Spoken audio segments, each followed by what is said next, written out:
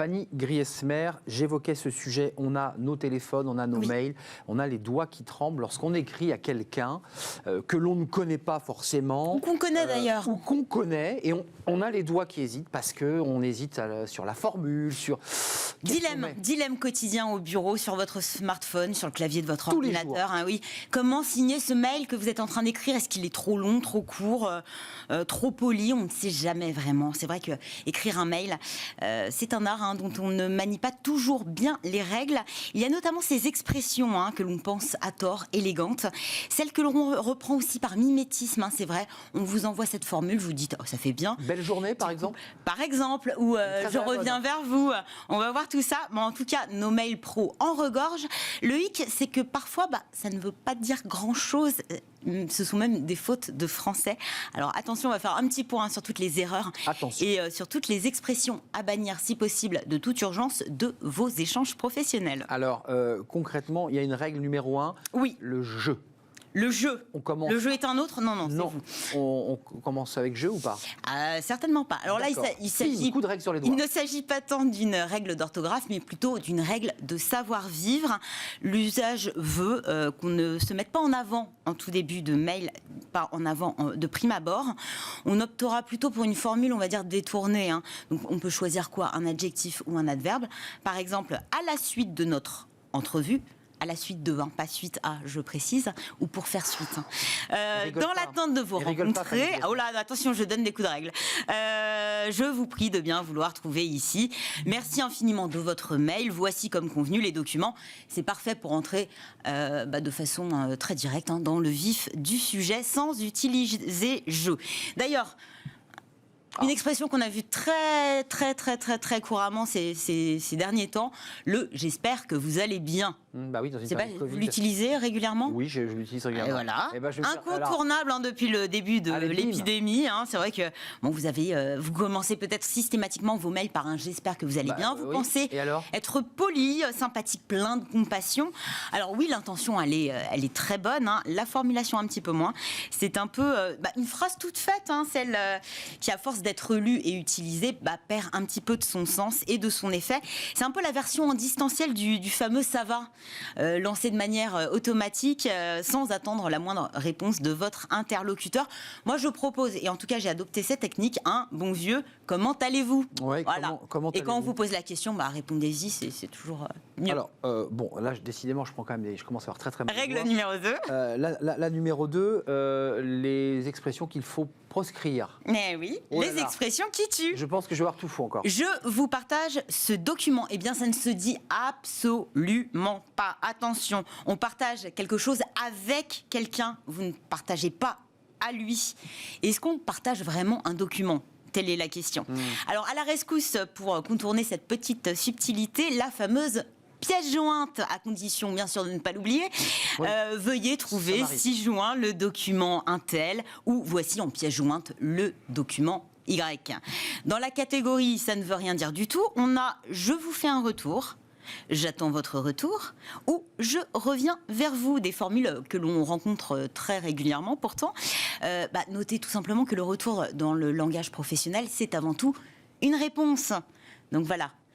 Et le fameux « je reviens vers vous ». Alors, c'est un anglicisme, on sait que vous les adorez, mon cher Arnaud. Je les adore, oui. Une traduction hasardeuse de « I will get back to you ».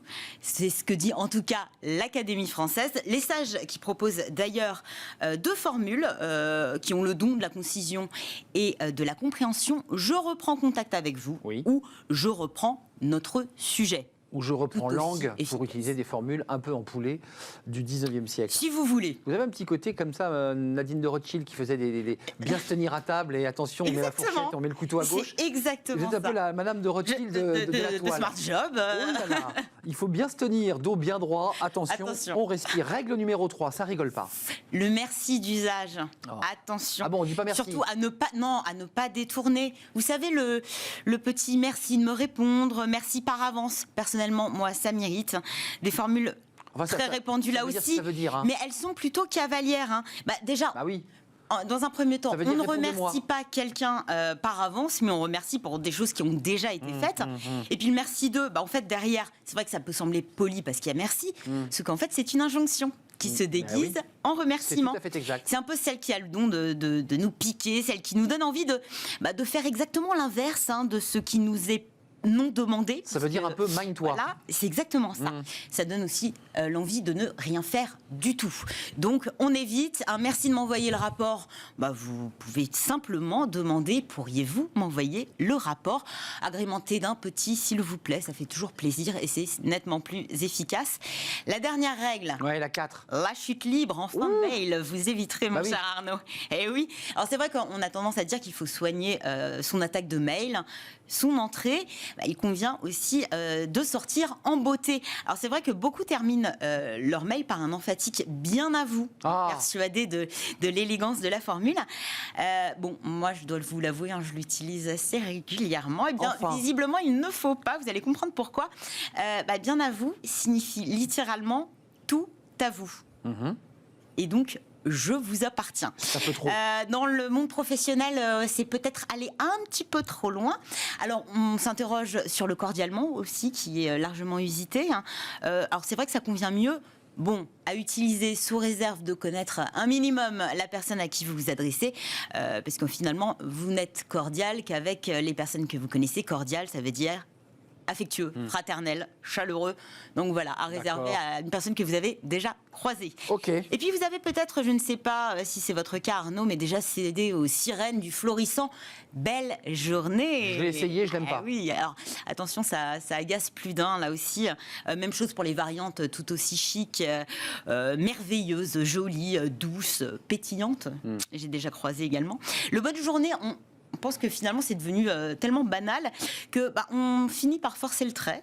Afin de remettre un petit peu d'intention dans notre propos. On peut tenter le très bonne journée. Excellente journée. C'est vrai qu'on essaye de donner le sentiment à l'autre que finalement on a choisi soigneusement des mots pour s'adresser à lui alors que pas forcément.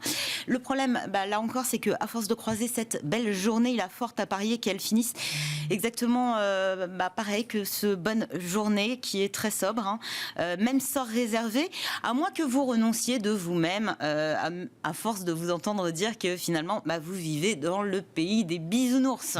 Merci Fanny. Je vous souhaite une très belle émission, cher Arnaud. Bien à vous, cordialement. Je vous souhaite une bien belle journée, Fanny Griesser, la Madame de Rothschild de la tenue sur les mails et sur Internet. Attention, suivez les conseils. C'est vrai que c'est toujours très, très, très compliqué. C'est délicat. Pour être honnête, et on a tous commis un peu toutes les règles et les fautes que vous avez citées. Merci Fanny d'être venue nous rendre visite. On se retrouve bientôt. C'est-à-dire lundi, je crois. C'est-à-dire lundi. On fait une petite pause classique, courte pause, et on se retrouve après pour un sujet tabou, un sujet sensible, les risques psychosociaux chez les demandeurs d'emploi, chez les salariés qui ont les pieds dans le vide parce qu'inquiets. Et puis on parlera aussi des chefs d'entreprise, qui est le sujet très tabou, parce que le chef d'entreprise, évidemment, c'est celui qui tient la baraque et qui, normalement, ne doit pas souffrir, ne doit pas montrer ses souffrances. Et lui aussi est impacté par cette crise Covid. On va en parler parce que les chiffres ne sont pas bons. On va faire le point avec des experts dans quelques instants. Restez avec nous.